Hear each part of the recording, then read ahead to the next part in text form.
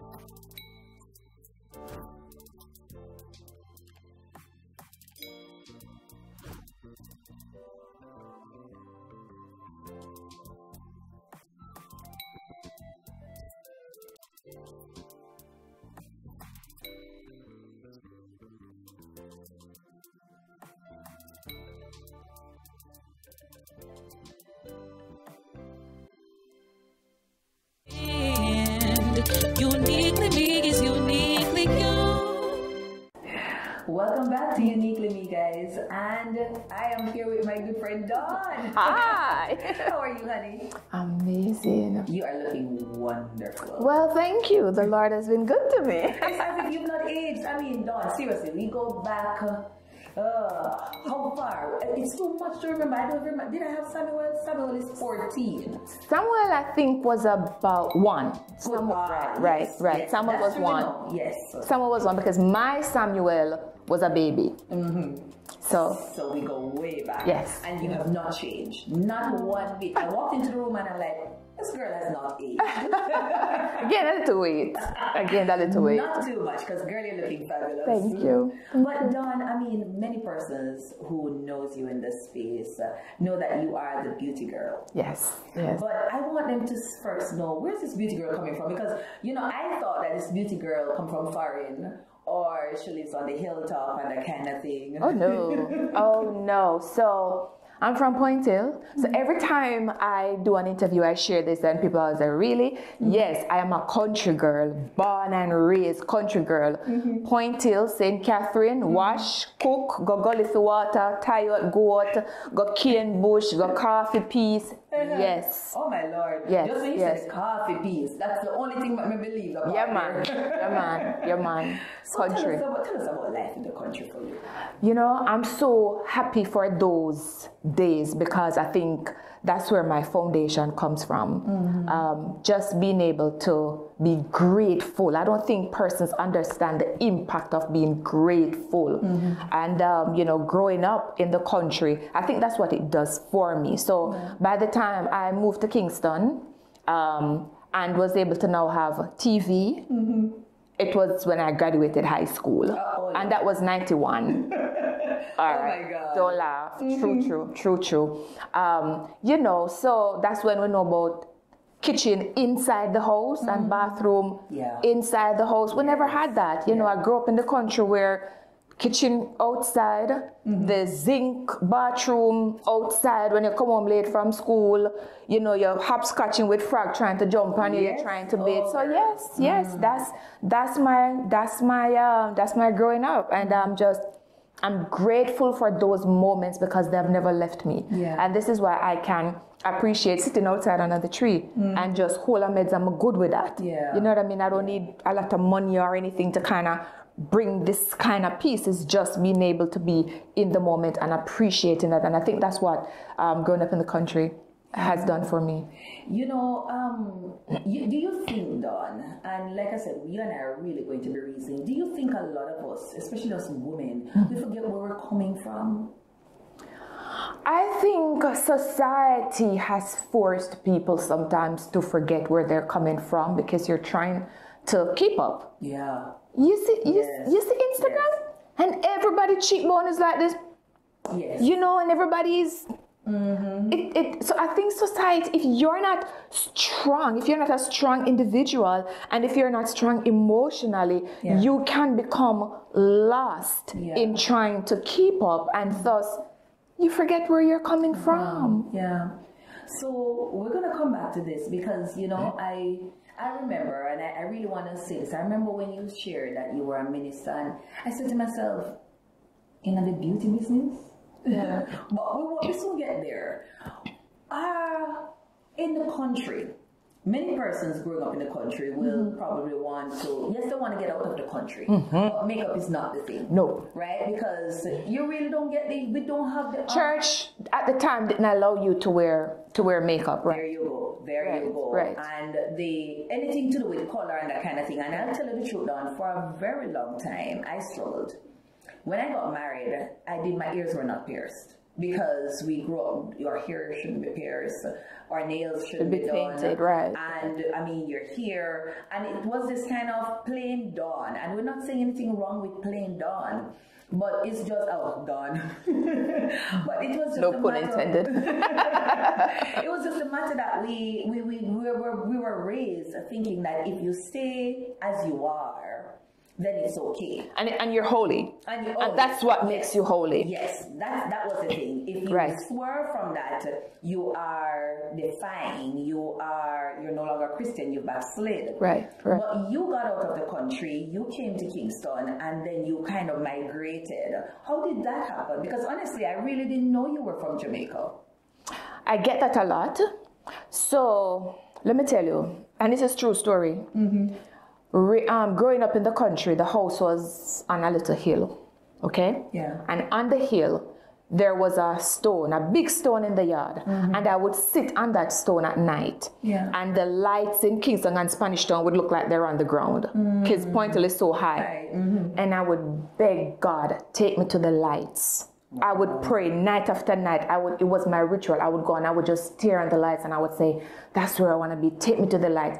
Because what I was seeing around me, every young girl, well, let me not say every, but most of the culture is that if you make it to high school, by the time you reach grade 9, somebody else breed you off. No, Jesus. Right? And I felt that was a disease that I didn't want to catch. Yeah. I didn't want that. I didn't want that for me. And I thought, I need to get out of this community. Yeah. And sometimes I hear people say, oh, I didn't know what it was, but I just wanted more.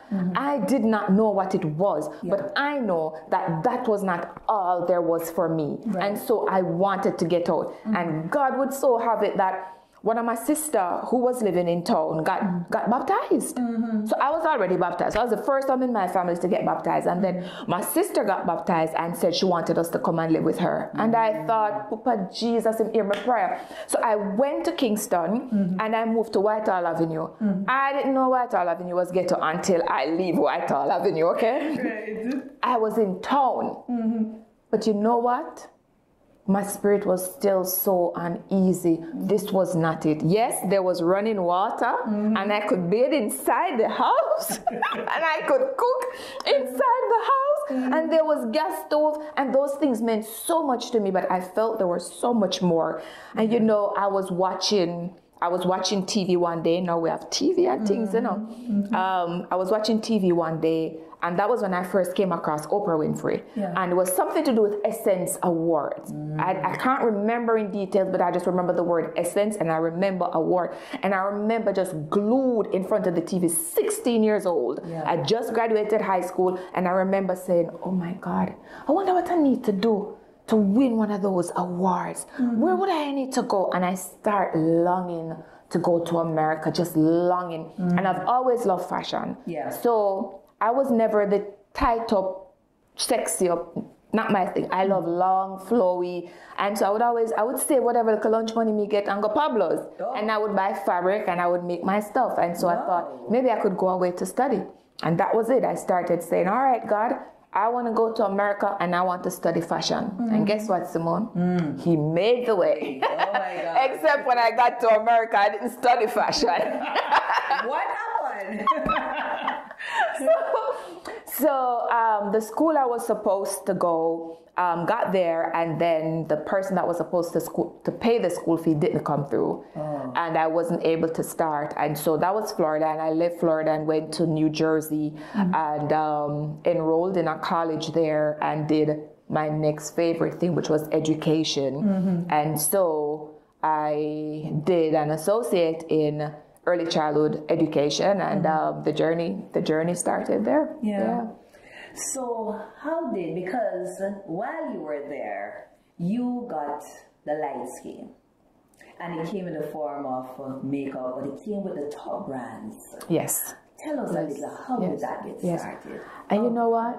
I think if we just get to know who God is and to know Him for ourselves, and I think that's my problem with the church. Lord, help me now. I don't think we teach people enough how to know God for themselves. I believed every word I read in the Bible. I believed the Lord said, I'm going before you, I'm going to make all the crooked places straight. And I just believed it. So I got there, did college, and ended up so now you get your work permit, and I was able to work off campus and landed a job with Nordstrom. Literally, they hired me on the spot. That has never happened, and here I am in fashion. Okay, so that happened. And then years later, in '98, I moved to Florida, and I went to Birdlands and applied for a job. So I was interviewed, and the gentleman said to me, I don't have any position, but based on the interview, I'm going to hire you. So just come Monday and you'll float. And I'm like, okay, they're going to pay me to float. Why not? Why not? So I showed up in a suit Monday morning and I was ready for work. Somebody called up from the Clinique department. It was March 1998. And he said to me, Clinique needs help. And I'm thinking, the only thing I put on my lips is Blistex, and that's only winter time. What am I going to Clinique to do? He wouldn't hear it. So I went, and there was one salesperson, and she was doing somebody's face.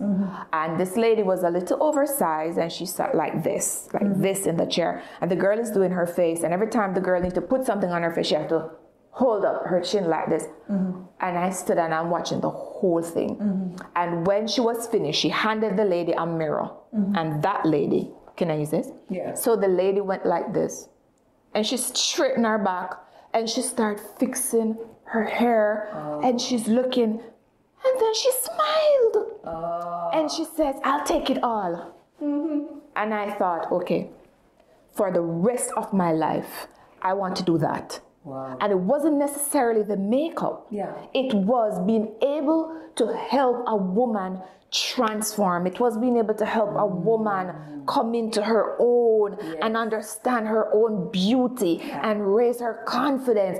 And so makeup became the tool. But I'll tell you this. So now, of course, I wanted to go back the next day because I wanted to see if what I saw the day before was really real.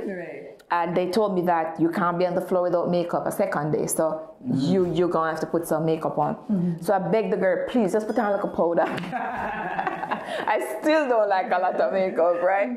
And so she put on some powder and she put on some lip gloss, but this time with color. And I realized that it hid all my spots. And I just felt better. I don't know, I can't describe it. And so now I wanted to stay in Clinique. I asked to stay. The young lady never came back. Boy, I don't know. I just felt God created. Talk about going before you and just making all the crooked places straight for you. And so now I have to go to school. So Clinique sent me to training and deep, intense training. Because Clinique is mostly skincare, so you have to learn how to work with the dermatologist, and you have to learn skin and understand. And so I was just so excited because this was new, but it was what it was helping me to be able to do. And so about 3 months into Clinique, Estee Lauder needed a counter manager. And because I came from management from New Jersey, they transferred me to Estee Lauder. So here I am now learning more, learning about a new brand and managing and just being able to talk to women and just to encourage them and just to serve them and just to love on them. And yeah, that's where the makeup journey began. You know, I'm just listening to you, Dawn, and I'm hearing your gift will make room for you. Absolutely. My favorite scripture, by the way, a man's gift will make room for him and bring him before great men. Exactly. Yeah. And then I'm also listening to you and I'm hearing the matter of thinking it, because anything that we want, we have to first conceptualize it in our minds. Absolutely. And then it manifests itself. I mean, the Lord causes things basically to fall into line. Right. So things fell in line, I should say, for you, where career was concerned. Yes. But then you had a daughter. Yes, I came back to Jamaica. I always wanted to. I love you, I don't know. I love country. So I moved back to Jamaica, and the plan was really to start a school, but I thought it would have been a fashion school. That was the thing, it would have started a fashion school. Yeah. And then I ran into an old friend who had always loved me, genuine love, and I wasn't a kid anymore. I was a grown woman now. And yeah, we started hanging out, and then before you know it, homegirl was pregnant. And I remember thinking, okay, all right, it's done, yeah, so. But the thought of becoming a mother. I need to interject though. Why would you say it's finished? Being pregnant, he loved you. Right. Why would you say it's finished? I think, well, I was in church and I wasn't married. So that for me was, okay, where do you go from here? There's so many persons who looked up to you. I'm the first from my family to go to college. You kind of set this trend and everybody, and but I was happy. I was so happy at the thought that I was going to be a mother.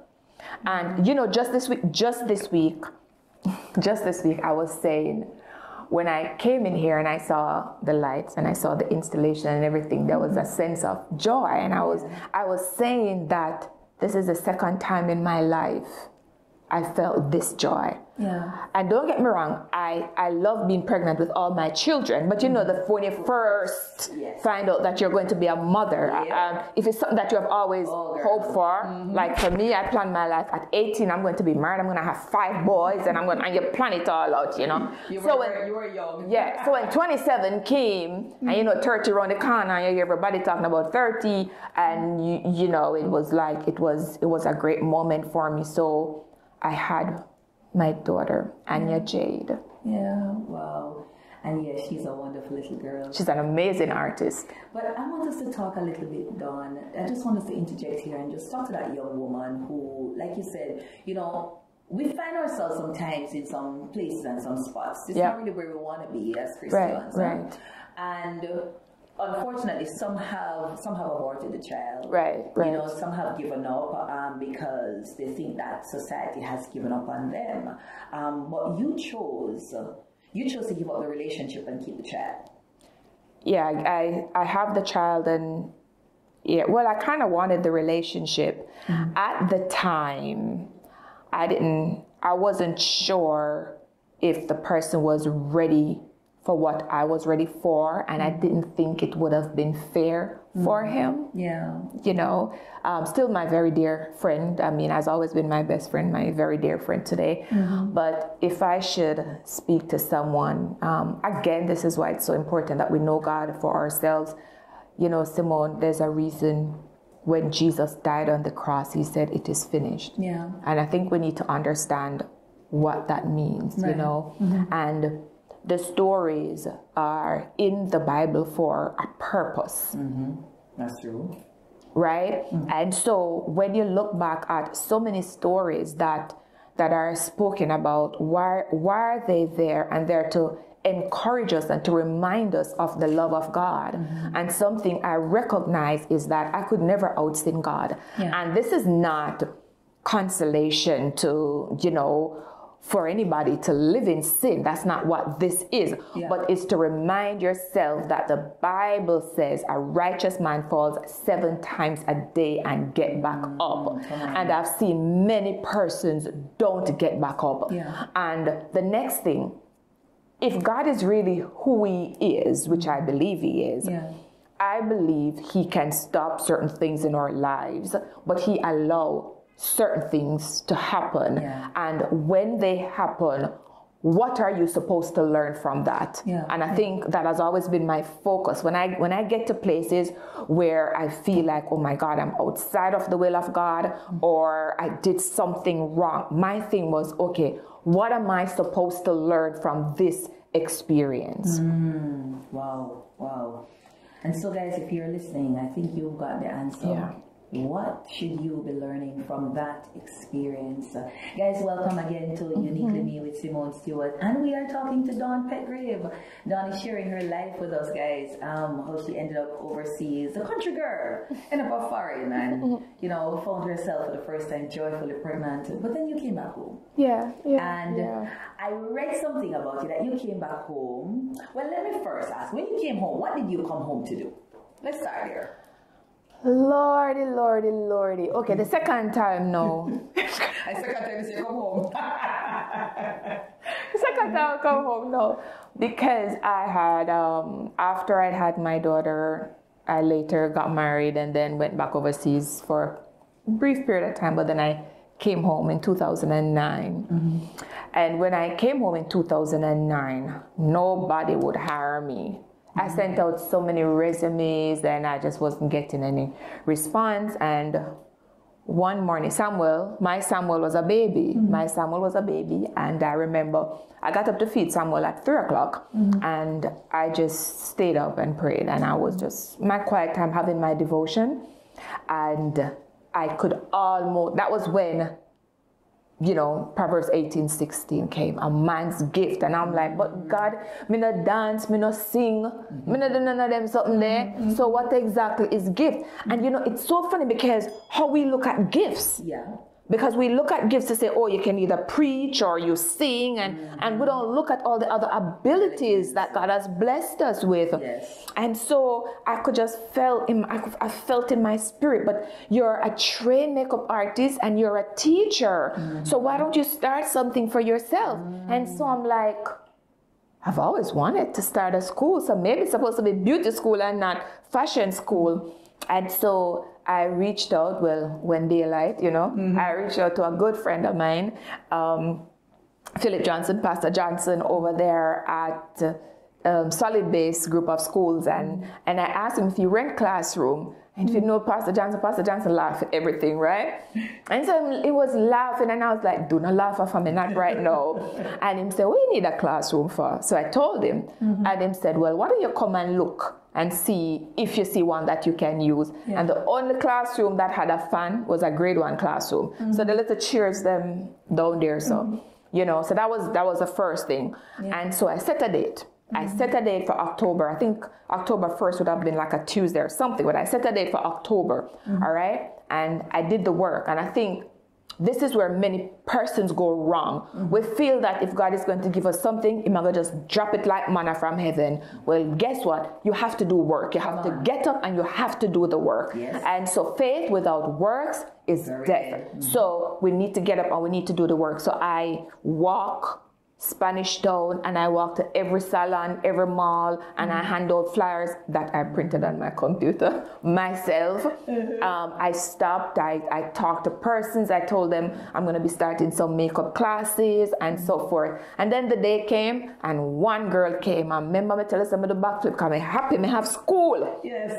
You know, one girl came and she paid me $6,500. And so the first day, she was so in awe. She was like, oh my God. You know, she's been doing facials, and she was like, I've been doing facials all this time. I never know we have so many different skin types. So in my head, I'm like, but I mean, everybody I get, no matter what kind of skin you have, everybody I get the same thing, right? So then I was like, I'm onto something then, right? I'm onto something. And so I spent about 4 weeks with her, and then I used that money to do some proper business card and some better flyers and start the process again, start walk again, start do all of that. Yes. And here we are 14 years later. Wow. Yeah. And we have trained most of the top beauty professionals in Jamaica came through DeMarie Institute. Wow. What a blessing, eh? I'm telling you, girl, what a blessing, listen. Yeah. And it's not just that, because it's not just a school. You're registered with Ministry of Education. Right, we're licensed by London, City and Guilds. We're accredited with London. Absolutely. So which means that it's what now, the highest kind of, what you call it now, accreditation. So City and Guilds is accepted worldwide. Well, it's worldwide. City and Guilds is in God knows how many 100 countries. Wow. So it's so whereas when we do like Heart Trust is our local, so when you do something with Heart, it's an NVQ, it's a National Vocational Qualification. What we offer is IVQ, International Vocational Qualification. So anywhere, if somebody's in Zimbabwe and they're doing a level 2 certificate in skincare and makeup, it's the same curriculum that we're doing here. Wow. The only disadvantage for us, we can't charge the big money that we're supposed to charge, because you know the culture and people not really, but it really is just is an amazing opportunity. And you know, people always ask, well, why do you think you have done so well? And that's where psychology comes in. So having studied psychology helps with the persons that come in here, because persons come in education. There are 2 types of motivation: extrinsic motivation and intrinsic motivation. Many persons come here and they're extrinsically motivated, so it's kind of like them don't have a skill, them don't have CXCs, and boy, they want to learn something, but it's not like, oh my God, I'm in love with this and I want to do it. And you have to change your thinking.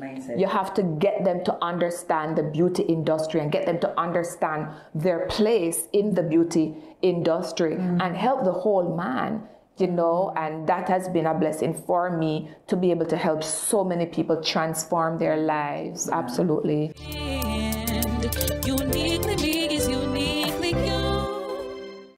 Hi guys, it's your girl Simone from Uniquely Me with Simone Stewart. Guys, your support has allowed us to contribute over 2,000 packs of sanitary napkins right across Jamaica.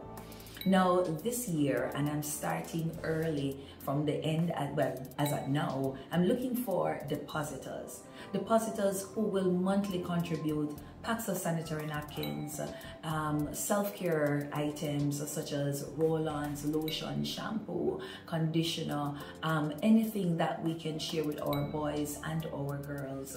I'm seeking depositors, persons who will join me with helping to ensure that our girls and our boys can operate from a place of efficiency, from a place of self-confidence, from a place of happiness. So if you are interested in joining, you may reach me at 1-876-856-5769 or drop it in the comment box to let me know that you are willing to come on board with me, and I'll share with you how we can make it happen. Just a little idea, guys. Maybe in your office you are looking for something that you guys can do. We are just a vehicle, right? Like I always said, I'm not interested in the cash.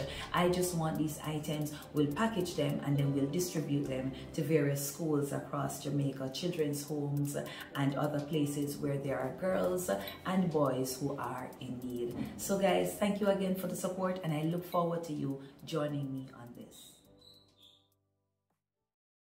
And uniquely me is uniquely you.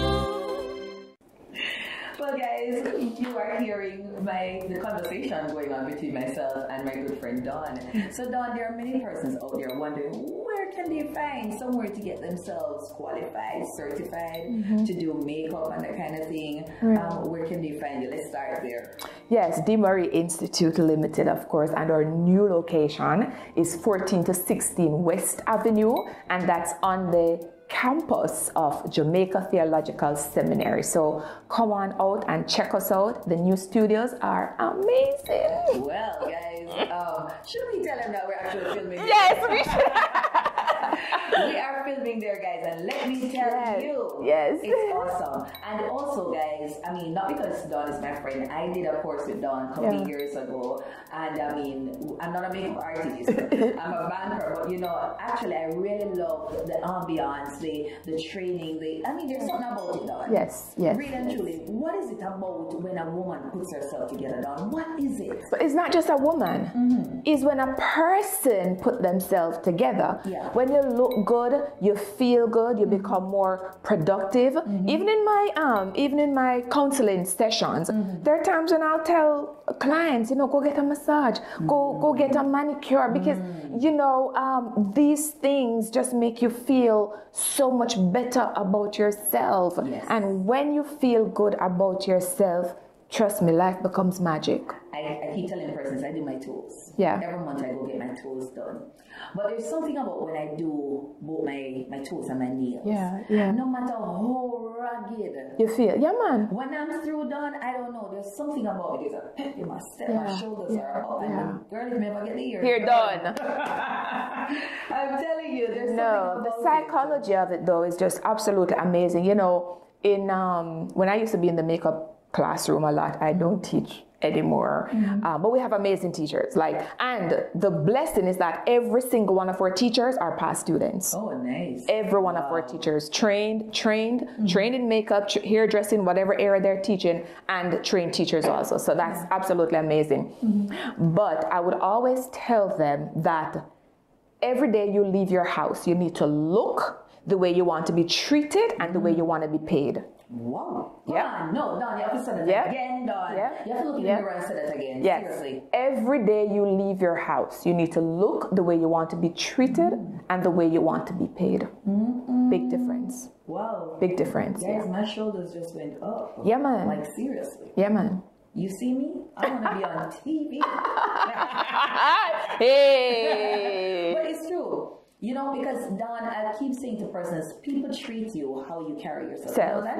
Yes. And if you are constantly poly, or, you know, just having this kind of low self-esteem, people treat you exactly how you present yourself. I'll tell you some of the things that I recognize is that people would come to the door and we can see them, they can't see us in the day.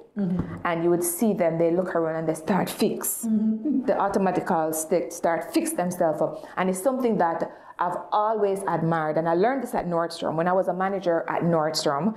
And my sales weren't going well. And you know, as a department manager, everybody's on you because you're not meeting the target. And then I thought, you know what? What if I start wearing the clothes? So that was where I started shopping.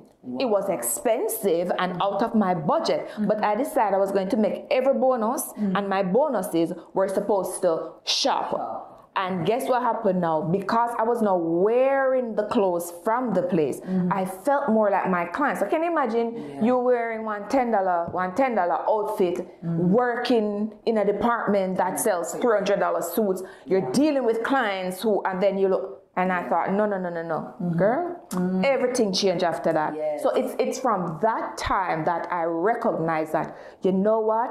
The mind and the body are so inseparable. Whatever the mind thinks, the body acted out. And so it is so important. Image is everything, especially now when people taking picture of you without you even recognizing that, you know, you're being photographed or stuff like that. So I will say it again, I continue to say it to my artists, the people who are in the arts, you know, people who are within the skills. Look good, man. Look good when you're on the road. Look good. Yes. So Dawn, I remember, I think, was it Miss Jamaica or Miss Universe? Miss Universe, tell us about that experience. You got to be, I think you were the makeup, what was it? You were involved in it? Yes. So for many years, prior to COVID, we haven't done anything with Miss Universe Jamaica since COVID, but prior, for many years, we were the leading makeup artists. And so we get to work, not just at the pageant, not just at the live show that people see, but all the activities. And it really is a great experience. So, you know, many persons are going to say, well, we've gone through times when your daughter comes in and say, well, I want to be a makeup artist. And we know, Dawn, if you had said that to your mom and dad in those back in the days, they would not have makeup artist is not something that you just, you can't make no money. It's not a career. Right. But you have been able to make a career out of it. Do you know the value of the beauty industry? No. $67.1 billion US dollars. Wow. Are you serious? I'm dead serious. And that is to date. Wow. To date. Wow. So here's what we're missing. Let me just bring in like a statistics for you. Yeah. First of all, the Panama Canal has opened up some different channels. That's how I go. Right? Mm-hmm. I am no economist, but me just share what I know in the beauty industry. Right. Now, what do you think that means for cruise ship workers? It means you need more massage therapists, you need more nail people, you need more makeup people, you need more of all these persons within the skill. That's just one. That's just one area right there. Look at what is happening on social media. Everybody have to be looking good. Everybody. So guess what happened? Persons are going to need training. Persons are going to need products. Persons are... When you are having a bad day, what is the most likely thing for you to do? For me, it's going to do something about my hair. Oh, definitely. Okay, so everybody need a hairdresser. So I am saying that how can we not see that this is a lucrative career? That I may never need a lawyer. I may never use an attorney in my life. That's true. But I guarantee you that the attorney has to use a cosmetic product. The attorney, whether male or female, has to go get a haircut. Or if it's a female, go do her hair, go do her nails. So every single person at some point in their life has to interact with the beauty industry. So what we're realizing is that you are an essential industry. Look here, it is recession free. My God. It is recession free. When persons are sad and feeling down and low and whatever during COVID, persons are still finding way to buy a new lipstick. Well, maybe not the lipstick because we're wearing masks, but you know, something. It has to do something. Right, body scrubs and stuff like that. You know, and so we have to move away from thinking that people in the skills industry are people who are, they didn't get any sexy or they drop out of high school. Not everybody. So because that is how the industry has been treated, guess what is happening? You find people with their PhD, their masters, their MBAs, and they are now coming to learn the skill so they can go out there and own these businesses. You are so correct. All right. You are so correct. And so guys, I just needed to put that plug there because nothing, no gift, no skill is useless. Right. Everything, and like we've been saying, and I really feel the theme coming out down for us that your gift will make room for you. Right. But let's segue back a little bit. That you said you came back the second time because you had got married, and there are several things that would have happened over that time. But I want to go first with what happened. Something I read. That you said, when you met your husband, you kind of you said yes, got married before you even did anything in terms of dating, that kind of thing. Share with us a little, what started? How did that all start? Start from Yes, it's one of those, let me take a deep breath, because it didn't really go the way you really hoped it to have gone. So he called the wrong number. Wow. Yeah, he called the wrong number, and I was praying for a husband. Come on, girl. I probably never really talk about this much. Yes, I was on my knees. I was on the ground. There's a carpet in front of my bed, and I was on my knees. And I had my daughter, and I had custody of my niece, and I was saying, all right, God, the single mother thing kind of rough. And the phone was ringing, but it wouldn't go into voicemail. So, so I thought, well, maybe my mother is calling me or something. And I stopped and I picked the phone up and I said, hello. And the person said, who is this? And I'm like, you're calling me and you interrupted my prayer. And he chuckled and he said, what were you praying for? And I said, a husband.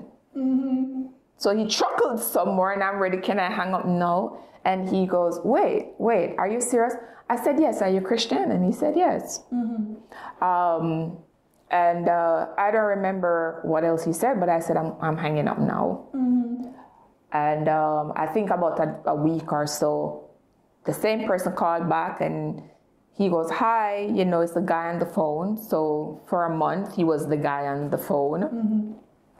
And I had just moved to Spanish Town. I just bought the house, just moved over there. And he would say things like, oh, if you're coming home, the traffic may be heavy, so you could drive through Portmore, little things like that. And I remember, on Brunswick Avenue, there's a supermarket, but it's like a wholesale, so it's cheaper. Little stuff like that, and that was nice. I thought that was nice. And so fast forwarding, we met up at a friend's wedding, and I remember we walked in, and the cameraman, when he saw us, he said, my father's name is Dickie, right? And these are people that I know from I was growing up. And he said, Dickie daughter, oh, you come with your husband. Let me get a picture of you. So he took a picture of both of us. Yeah. And then my girlfriend, who was getting married about a month later, sent me the picture and said, you need to see this. And when I look at it, I was like, oh my God, like you look really, really good with this person. So anyway, fast forward and we got married.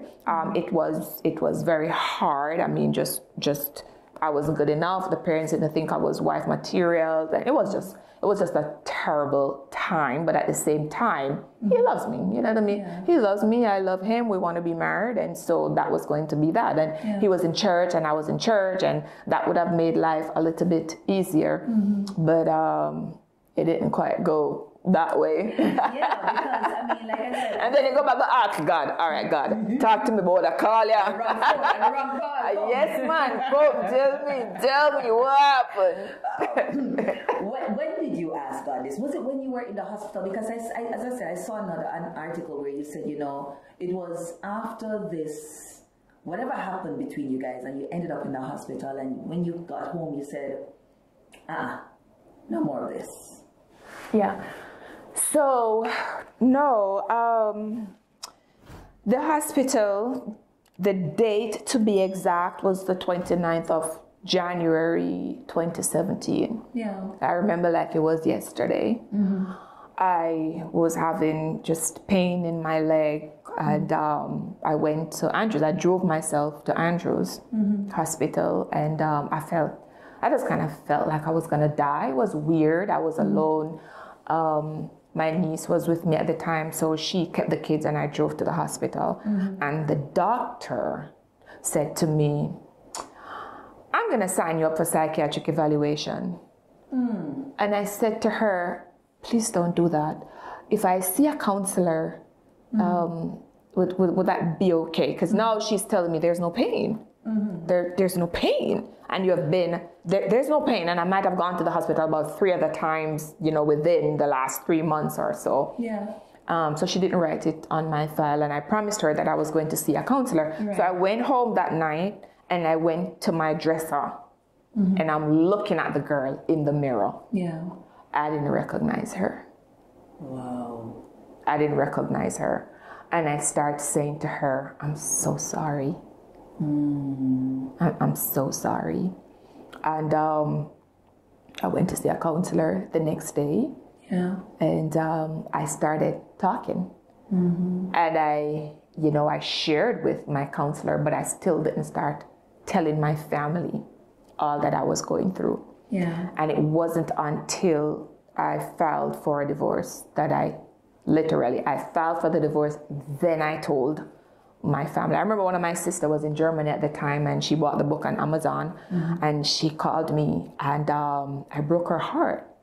Okay, she said to me, was I not sister enough that you could have shared your pain with me? Yeah. But again, you grew up in a church and you're here for better or for worse. And so my thing was, if these are the worst times, should I be telling everybody? Come in, what am I going to tell me? Say, like, come on, everybody will tell her leave. Yeah. And for me, all I have ever wanted to do all my life is marry and have babies. Yeah. That's all I want. So now I see this as, I'm married, I'm going to have babies now. Yeah. Yeah. So I didn't feel I needed to be telling everybody what was going on. I felt we needed to work it out. Yeah. But it got to the place where I recognized that nothing is going to change until I change.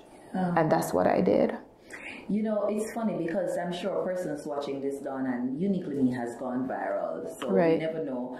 But I'm sure many persons, because I remember we went to, I don't remember if it was an Avon function, and I remember he walked out on the stage, and man, the man looked good. And then you came out, I think it was, we had a fashion show, and then at the end of it, so you came out afterwards and stuff, and then you guys posed up, and the thing just looked romantic and hot. And I'm sure that's how a lot of persons saw you guys. Yeah. Many persons, I'm sure, did not know that, you know, there was trouble. Nobody knew.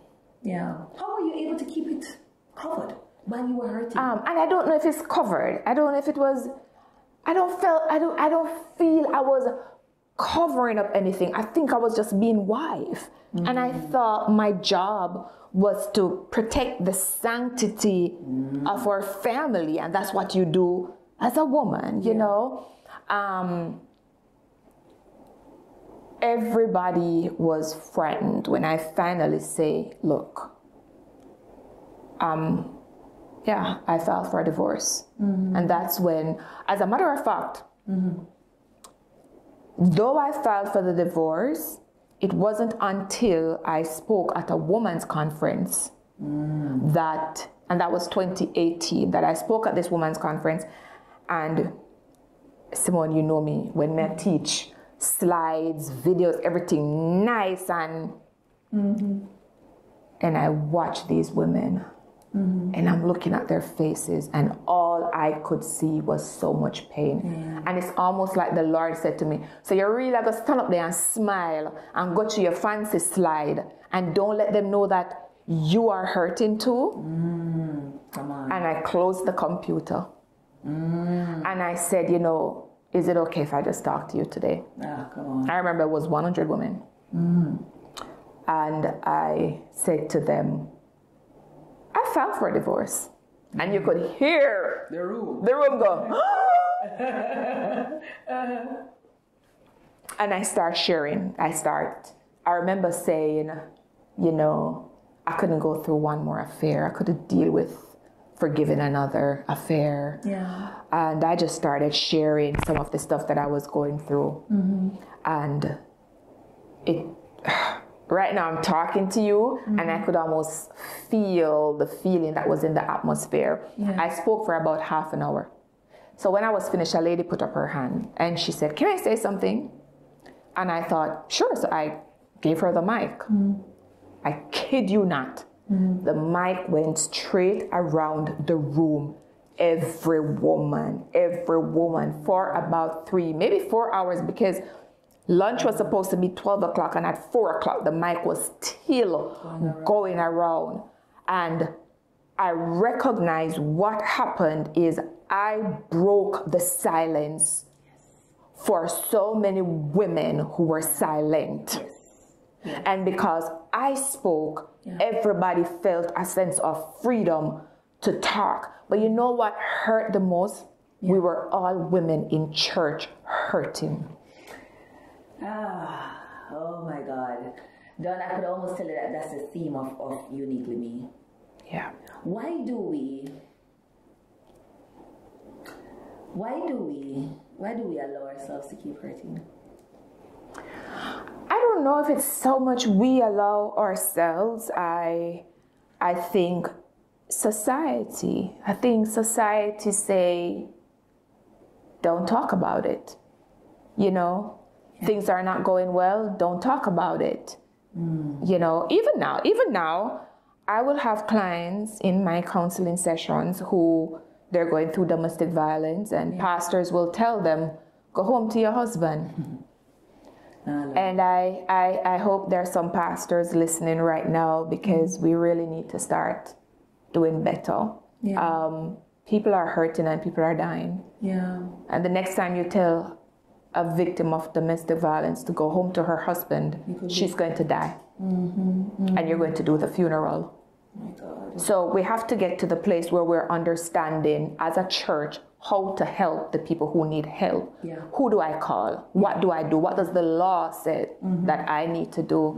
But there's so many, and again, you know, Simone, I said this over and over and over. We have to know God for ourselves, because that's what kept me. Yeah. Because first of all, like you said, oh, he's beautiful. Of course, he's a beautiful person. And I want to say this, because I think people expect me to be bitter and angry and say bad things about him. I'm not going to do that. Yeah.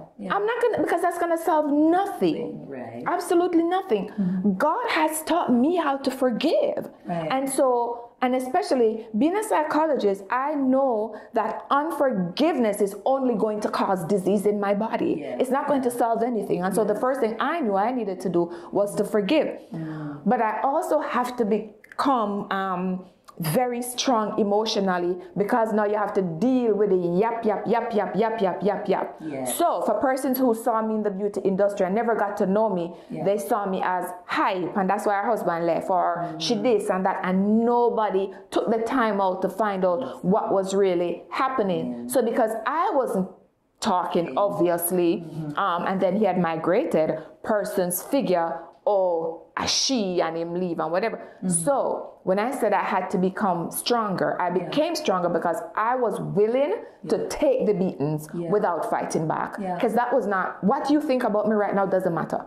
What was most important is keeping my sanity in this moment, keeping my children, because we need to understand that divorce doesn't just affect the two people. It's your children. It's the people that you're involved with. It's the people that you're responsible for. It's schools. It's communities. All right. And so I know that I had a bigger battle to fight than what people would say. So I became immune to what anybody would say. My focus was, how is this going to affect my children? What is my role as a parent? And also, what role did I play in all of this? Wow. And so I had to get quiet. Because I needed to hear from God. I don't want to come out of that being the same woman. That would have been a waste of an opportunity. You understand? Yeah. But coming out of this, coming out of that, I should say. Came there. Tell us about there. So, dear, the night after the conference, one of the young men that I mentor, he was with me at that conference, and he says to me, Auntie Dawn, you talk to the ladies who are in church today. How are you going to reach the women who will never put their foot in church? I think you need to write a book. And I was saying, I'm not at that place right now, but I had started blogging. So I started writing little bits, and persons were now, I started Dare for Myself, and I was making some of the posts, and persons were writing back to me, their Dare for Myself. And and it was just going on. And so I sat in the bed the night after the conference on my phone in Google Keep, and I wrote the whole thing. Probably about an hour. And then I'm like, oh, maybe I should publish it so other persons could, And you want to hear the first thing that happened? When it published, a church sister said to me, so, you really feel that's the best way to share your story? And I thought, wow, do you even know what I've gone through? And what I have actually survived. So a lot of criticism came, and I was already prepared for them, because I know that God would never allow this had it not been for a bigger purpose. So that's when I go back to God and I'm say, all right, me and you have to go reason about that phone call there and all of what took place, because I mean, come on now. And Simone, I promise you, the Lord led me back to the story of Samson. When Samson saw the daughter, he was by the water or something, and he saw the daughter of the Philistines, and he told his parents to get that girl for him. And his mother said, isn't there any girl among our people? But the Bible says, but his family did not know that it was of the Lord that he was to marry this Philistine girl. And what was her role? her role now was to weaken him per se, you understand? Because it wasn't until that him start recognize your purpose. God gave you that strength to kill these Philistines, but you were now mingling and you understand what I'm saying? So all of that came into perspective for me, and I recognized that he played his role. He played his role in my life. And then in 2017, a gentleman literally prophesied over my life. I remember me telling him, he keeps saying, the blood of Jesus, the blood of Jesus. And he said this to me. He says, you were called to Jamaica to broken professional women. Jesus. God had to make you a professional woman. He had to build your brand, and he had to break you. Oh, Jesus. And I wasn't divorced yet. I had filed for the divorce, but deep down in my heart, may I pray say things it could fix. It could fix. The divorce was to show you that me not take no more of this. But when the man said that to me, I felt like my whole stomach, everything that I built my life upon, was coming up. But it started making sense. Now, as a matter of fact, there was a client who said to me, Miss Petgrave, just so you know, I Googled you before I came, and I found out that you're divorced, and that's why I came, because I figured you will know exactly what I'm going through. Oh my God. Oh my God. Yeah. So talk about the fact that God would have allowed all of this for this. Because now my clients, yes, you're trained. I'm a trained associate psychologist. I'm licensed. And so, but textbook does not always train you and prepare you for real life. And what God has given me is some real life problems. And now I realize it is having been able to live through those moments now help me in my practice so I can be a better counselor to my clients when they come. So was all of that purposed? All of it was purposed. Yeah. And so I want to read this, guys. There's something, just a little teaser. Dear former self, today I saw a woman. Yeah. She was beautiful and dressed so well. And I thought of you and how beautiful you are.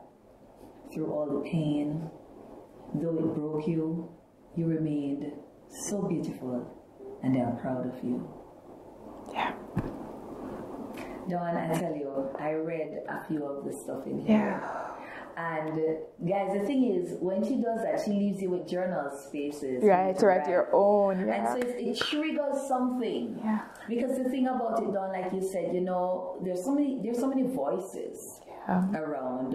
And the truth is, the voices tend to come around when you're going through as one of my friends would say. Yeah. When you're going through your valley, there are these voices. These people don't really know. They just see something and they are okay. Right. And so as a result, or they think everything is okay, and as a result, they have an opinion. Right. But I'm going to see if I can find it. My husband said something to me today that moved me, Dawn, and I really have to look for it. Oh my God, I hope I can find it quickly. He said, this is what he said. One, he said, divorce yourself from the good opinion of others. Yeah. Yeah. Divorce yourself. From the good opinion, right? From the good opinion. He says, when you're going through something and you make up your mind that you're going to some stuff, divorce yourself, because he says there are people who are going to discourage you. And then he also said, adversity introduces a man to himself. Yes. Yes. But well, who said it? That the true measure of a man is not where he stands in times when things are. Was it Marcus Garvey or Martin Luther King Jr.? One of them. I don't know. But this really showed me who I am. Yeah. So growing up, I've always heard persons say, "Oh, Dawn's strong, Dawn's strong." But for me, it was like, I'm just being me. Yeah. This right here shows me tenacity. Yeah. It shows me purpose, and it shows me that there is so much more for me to do. You said something to me the other day we were talking. I know you don't remember, but I had to write it. You said, and guys, let me tell you, before I go into this woman is a licensed counseling psychologist, right? Right. Licensed counseling psychologist.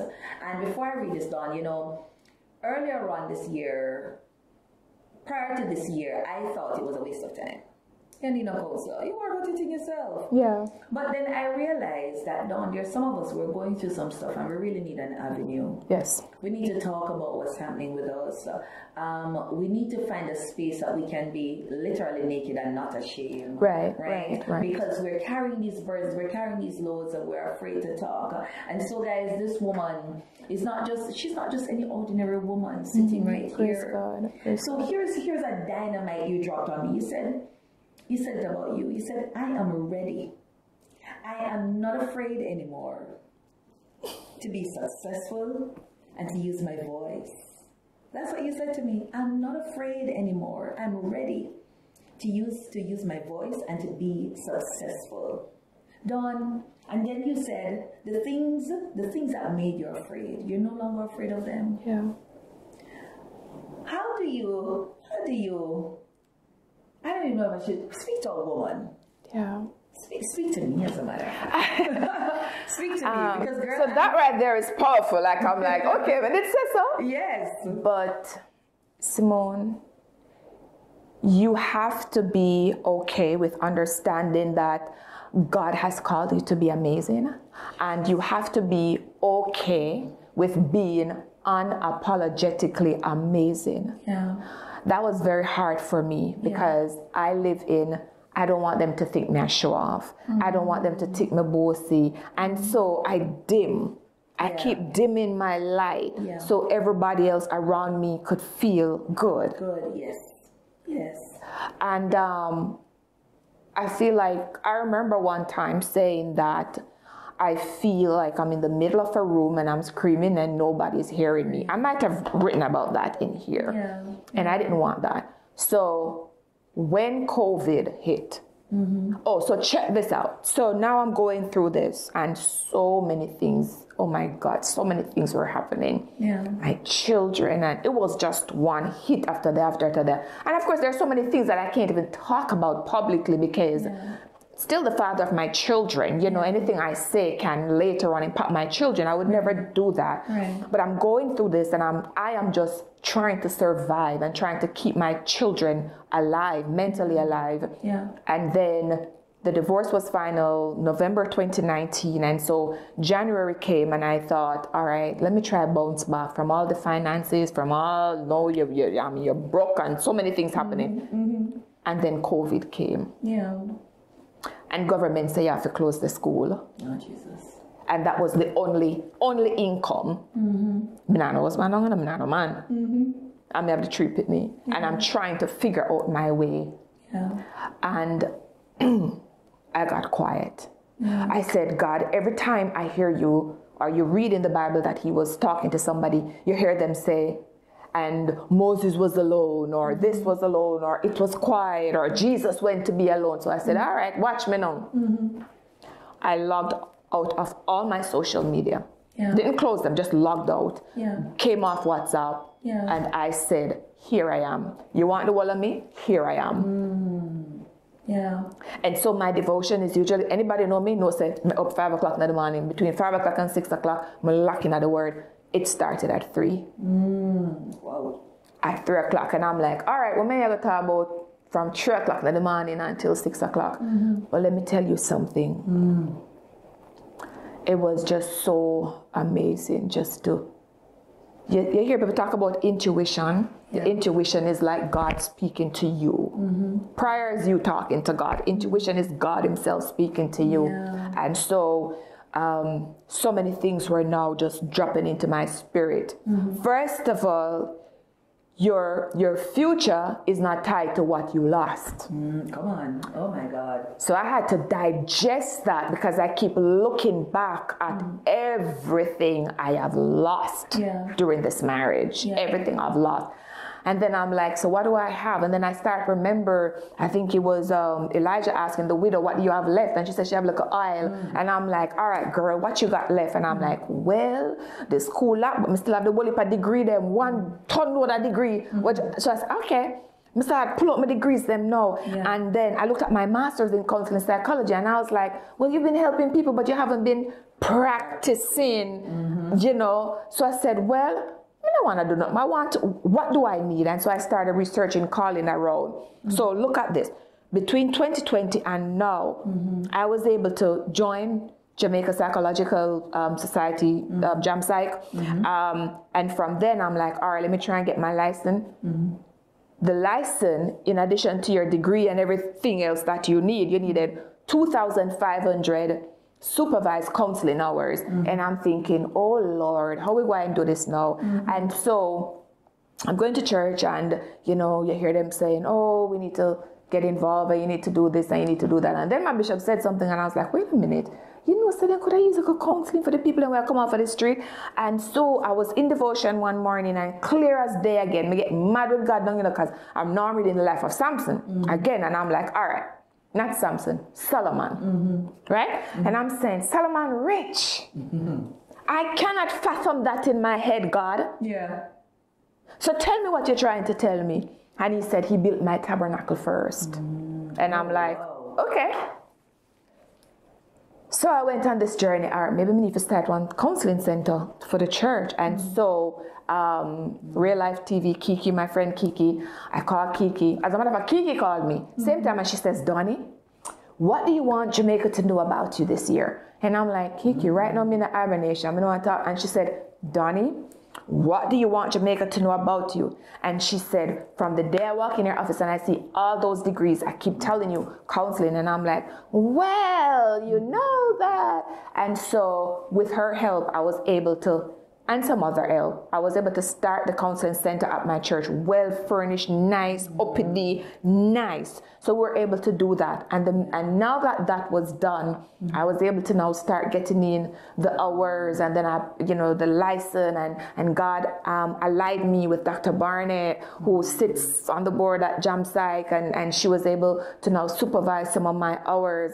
And I mean, just God is such an amazing God, and he's such a fair God. So, you know, like there are times when, you know, your mind will want to drift off to everything bad that has happened, but your future is tied to what you have left, not to what you lost. And so I am a whole different human being from this experience, and I'm so grateful. But it was hard. It was very hard. It was hard hearing God tell you some things about yourself. You know, and to be able to become brutally honest, to accept those things about yourself and to be willing to change them. Wow.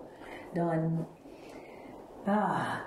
I tell you the truth. Maybe I need to come to a counseling session with you. Just listening to you a while ago, and I'm sure, guys, if you were listening to this woman, she shared, honestly, she has had her pain. Yeah, man. She has had her midnight hour. You've literally had your Damascus road, for want of a better word. But as I'm listening to you, now I understand why God gave you there. Yeah. You had to deal with there for you first. At first, yes, I had to. And then what's happening now is that you are now in a position to help all the other women and men who are going to come, for them to now deal with their Simone, their Marcus, their Delroy, their this. But I want to show you something even more interesting in here. Is there's a section that says dear her. And this was writing to the women. Who were part of the affairs. Wow. And you see, you have to understand that hurting people hurt people. Yes. And this is why we can't be so quick to point fingers and to judge, because we don't know what their stories. My ex obviously has had his own traumas and pain that were never dealt with. You know, and I really hope that he will find that. He will find his own healing, you know. But for the women who were involved, so this one says, dear her, woman to woman, if you have ever been in love. And it says, "Dear Her, I read your apology email. I read it several times actually, and I was convinced it was over. Well, physically it was, but emotionally it never ended. Yeah. If what you both shared in your messages were true, then I was a fool for forgiving him and giving him a second chance. Did he loved you but marry me?" Wow. Yeah. Wow. And it was just wanting to give them their freedom too, because I'm sure maybe they were hurting too. I don't know. I don't know. There was one I said, "I'm sorry that he broke your heart too."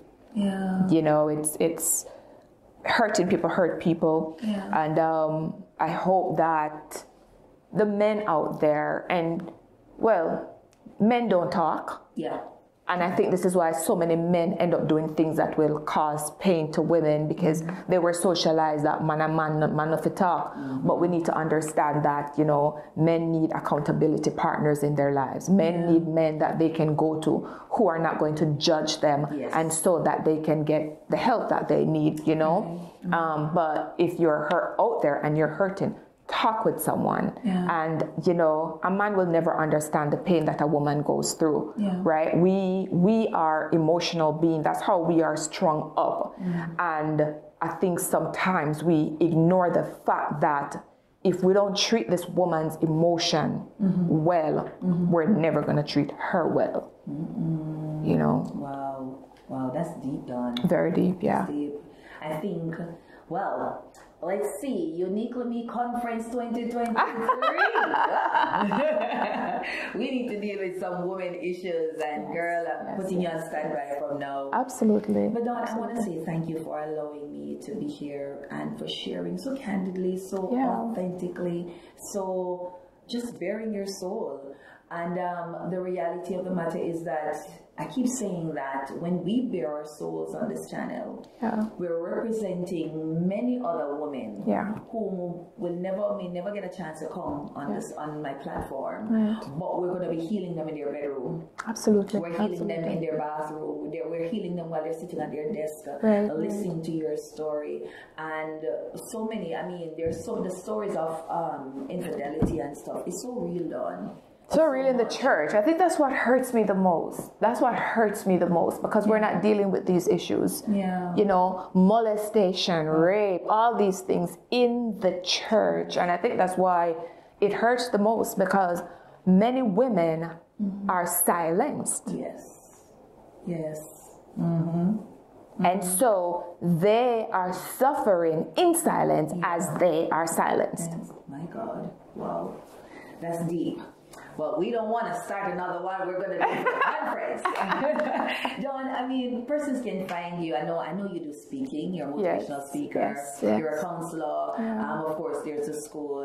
Where can persons find you? Where on social media can they find you? Where can they find your book? And I'm going to hold everything Right. So the book is on Amazon, and it's not an acronym. So I think people are typing in all caps. It's Dear, and it's by Dawn Marie. So the book is on Amazon.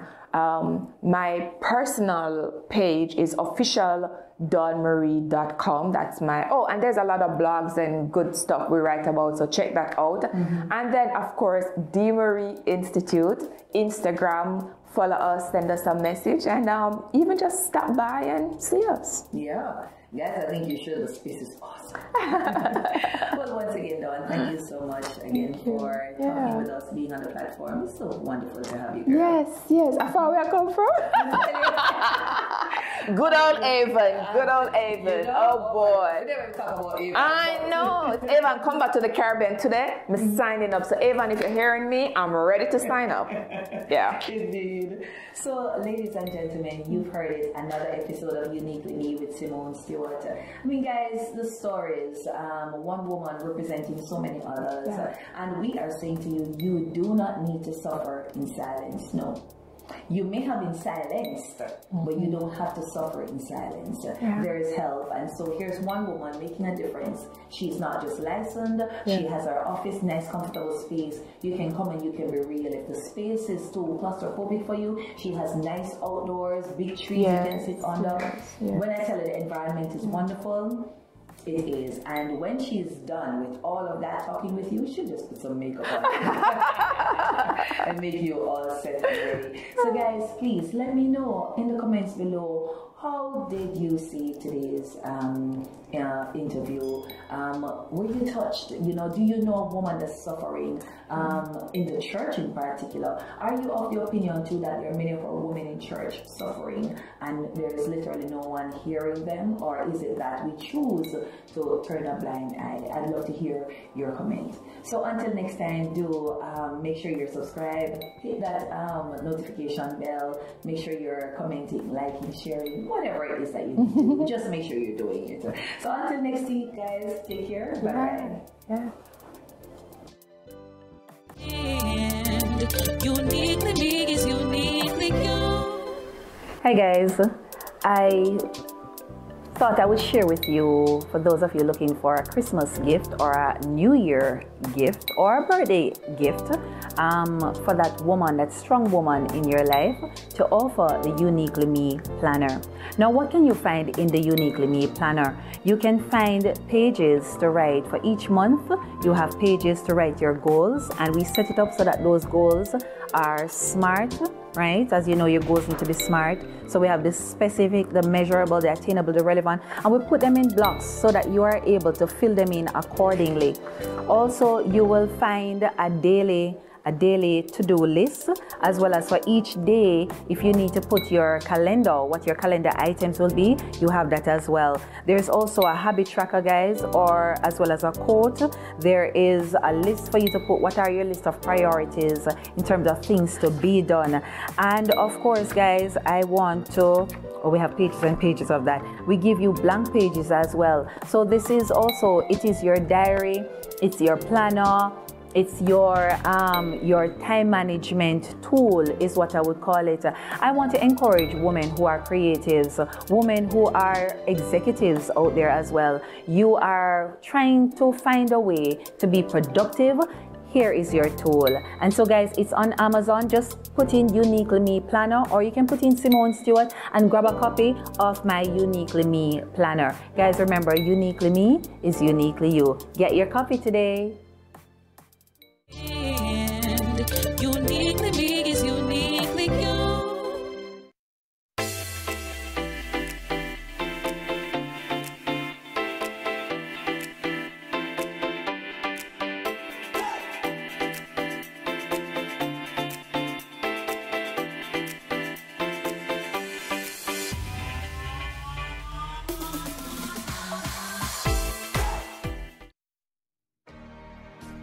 Who am I really? Choices, choices, choices. In pursuit of a career? OMG, I'm a wife. Help, I am a mother. Oh, I'm in church. When do I get to be a woman that God called me to be?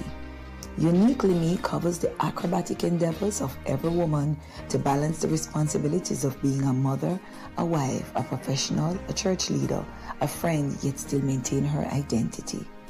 I too am a mother, a wife, a trained minister of religion, a banker, an entrepreneur trying to balance the many hats that signifies my role.